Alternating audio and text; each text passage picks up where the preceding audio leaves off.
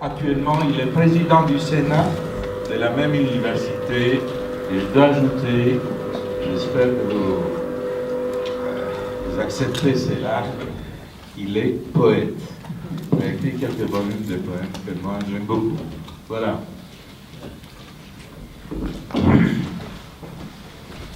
Votre Éminence,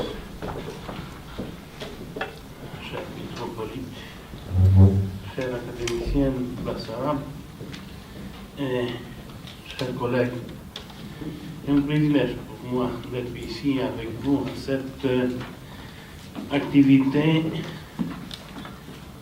de commémorer le 20 ans de la proclamation des cadres transdisciplinaires. C'est un privilège et merci beaucoup à l'académicien Bassarab pour cette invitation. Mon présence ici est le fruit d'une discussion avec Bassarab après une réunion sur une autre question organisatrice pour la transdisciplinarité, une question organisatrice dans notre pays et dans notre université. À la fin d'octobre, nous avons ouvert un centre de recherche transdisciplinaire à l'université Babes-Bolyai. Et je ne sais pas, la directrice est ici. Ah, Ralou. Voilà, ah oui. Et, donc, mais tous les efforts pour la transdisciplinarité en Roumanie a comme source Bassarab Nicolescu et un autre nom bien connu ici à Paris, Stéphane Lupascu. Et quand j'avais fait cette discussion avec Bassarab, j'avais dit direct transdisciplinarité et ubiquité. Mais pourquoi ubiquité?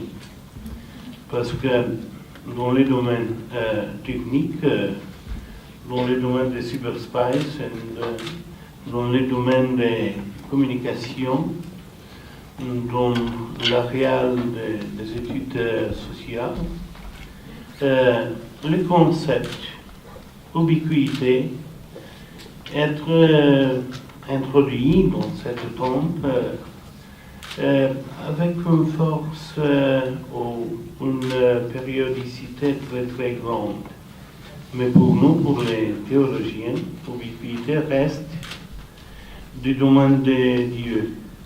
Il n'était pas un attribut des communications, du déplacement plus vite. Comme a dit ici Adonis, c'est une très forte liaison en arabe entre le Dieu et le machine. Je suis d'accord. Il y a un problème avec la terminologie.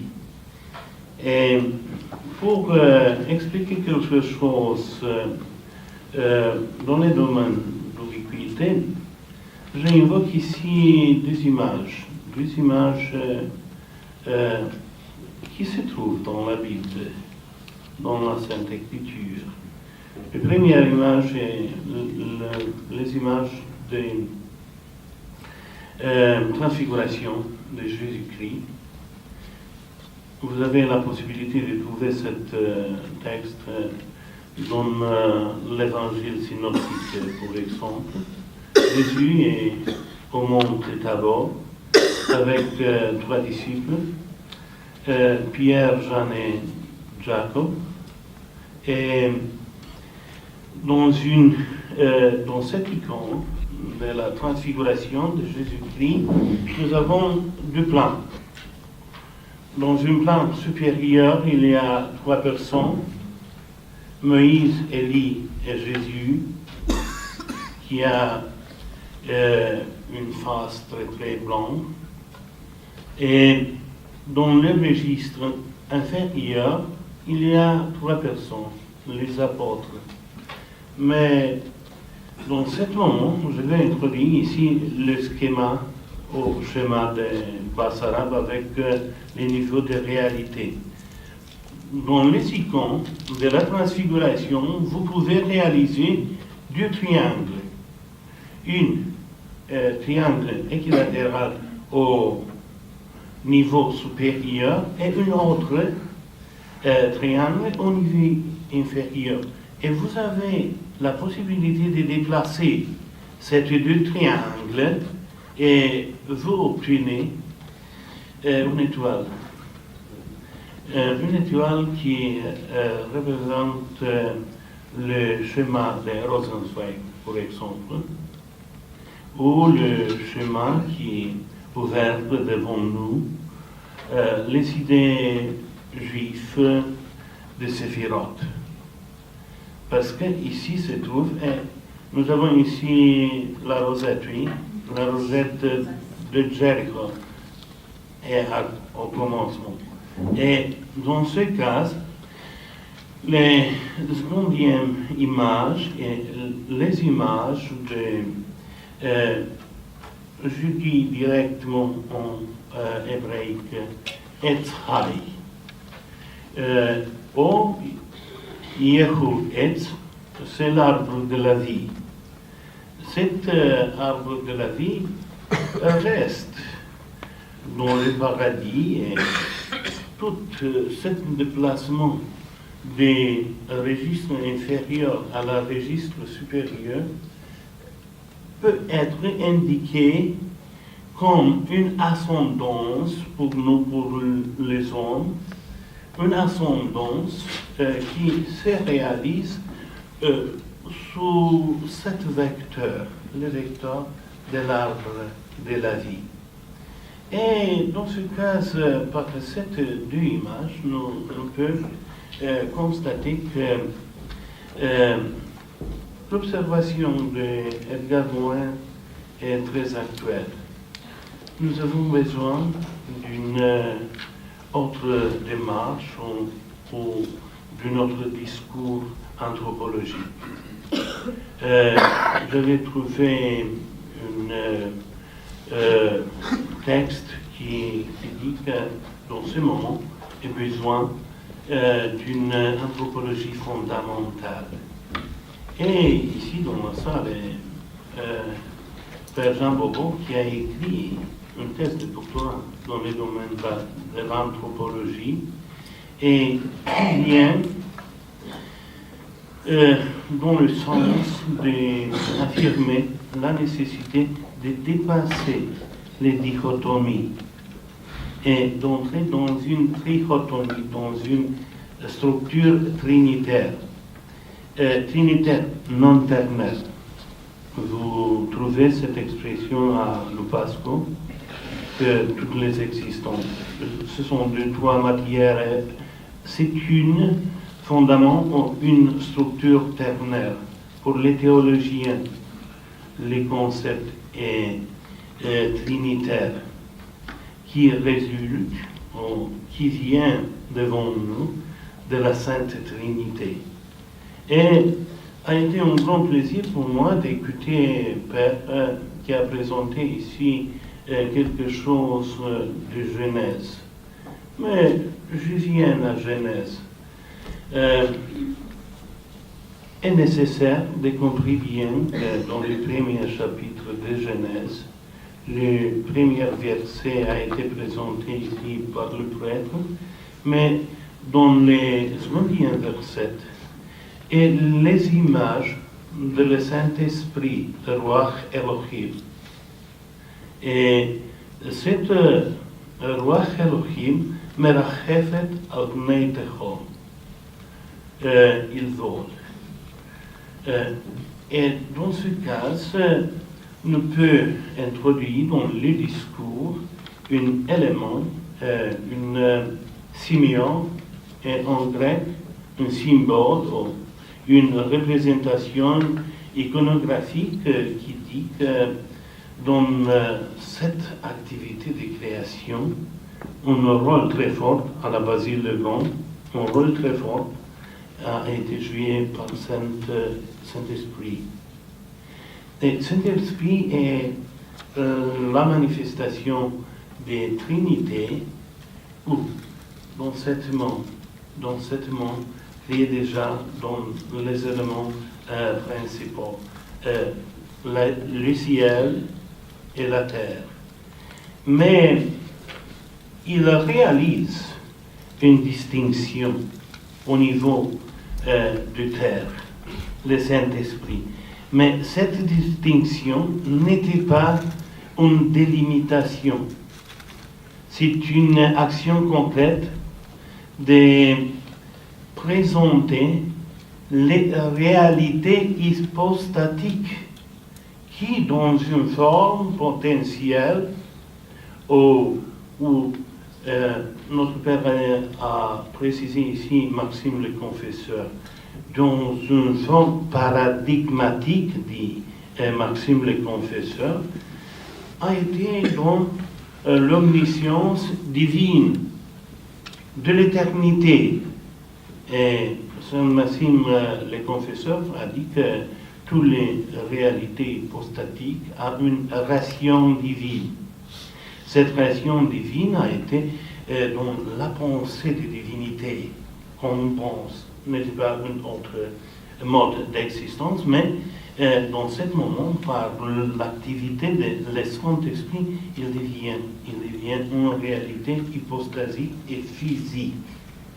Et dans ce cas, je viens directement à la verset 26 et 27 du chapitre 1 de Genèse, à l'anthropogénèse, où nous trouvons dans les langues hébraïques Betsalmenu Kidmutenu, dans l'image et comme à ressemblance. J'avais fait les traduits corrects, parce que nous avons B qui signifiait donc et qui signifiait comme ressemblance. Et si nous voulons trouver une nouvelle perception anthropologique, nous devons bien plus vite dans les domaines de ressemblance et d'entrer dans le sphère de la Trinité, mais comme, parce que notre Père a dit que la Trinité est apophétique. Oui, elle est apophétique en essence, mais elle est ouverte dans le contexte de l'énergie. Et ici, un autre théologien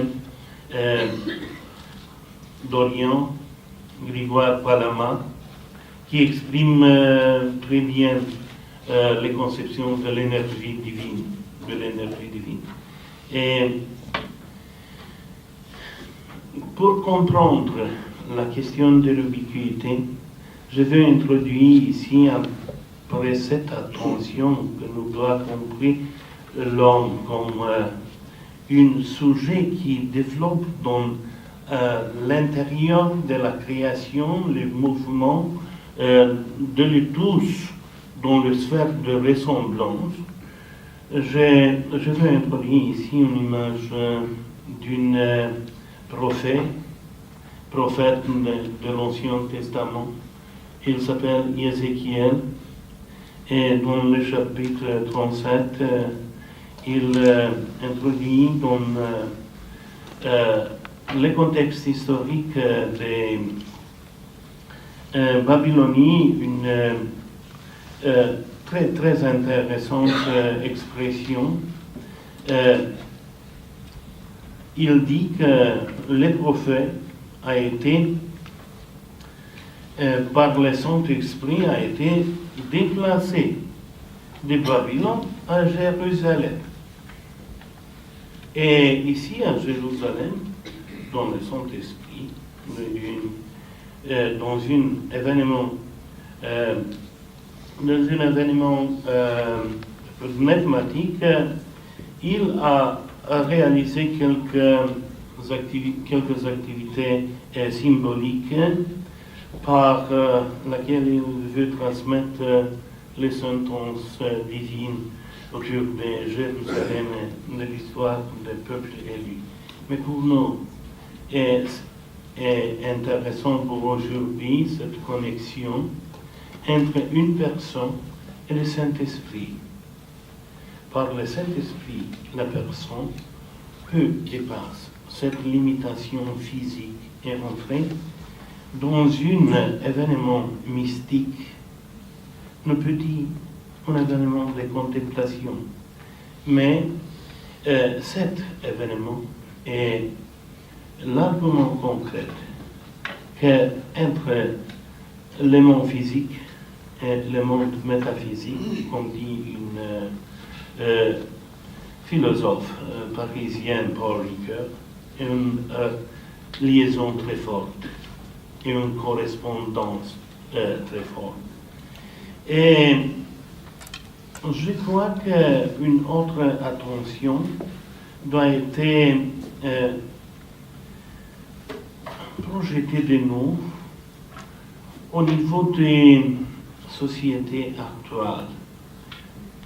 On peut discuter ici de complexité, de chaos et d'autres sujets, mais je ne veux pas détailler cet aspect. Je veux proposer à vous un exercice, si vous voulez, de contemplation. Mais le sujet pour cette contemplation doit être le monde devant la chute, non le monde après la chute. Et dans ce cas, le monde devant la chute n'était pas un monde de contradictions.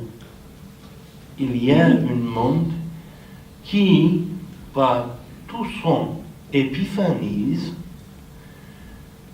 réalise une doxologie très consistante qui réclame du Dieu du dit. Ce sont très bons et très belles les tous. Tov meod en les langues hébraïques. Et pour les distinctions et pour les exercices scientifiques contemporains, je crois que nous avons besoin d'un autre élément. J'avais vu les représentations du niveau de réalité dont il faut aujourd'hui ici. Et je crois que dans cette représentation, il est besoin d'introduire un troisième élément. Un troisième élément qui peut exprimer les profondeurs, une réalité hypostatique avec une structure ou un contenu oscillatique évident.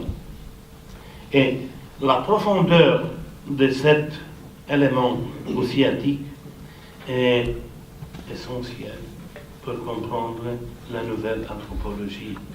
La nouvelle anthropologie qui est fulgurant exprimée dans une épître de Saint Paul, quand il dit « Dieu bénit votre chair, votre corps, votre âme et votre esprit. » Parce que l'homme est la rationalité responsable de la création. Parce que dans son rationalité, il a la possibilité d'être cet point où le tiers caché, pour moi le Saint-Esprit, où le tiers caché réalise les connexions et les entrances dans les dimensions des profondeurs de l'existence. Et pour comprendre bien cette chose, une dernière image et une dernière idée.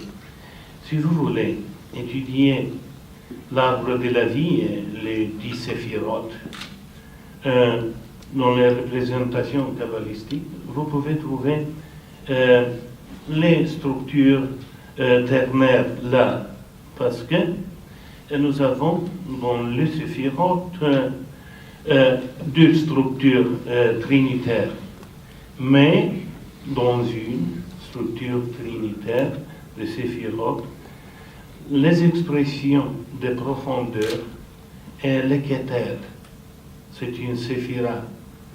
Et je veux proposer d'introduire ici, dans le domaine des schémas de représentation graphique, un troisième élément qui peut exprimer cette structure ternaire de l'existence créée qui donne nous la possibilité de comprendre que par le Saint-Esprit, toutes les contradictions sont dépassées et l'unité est réaffirmée.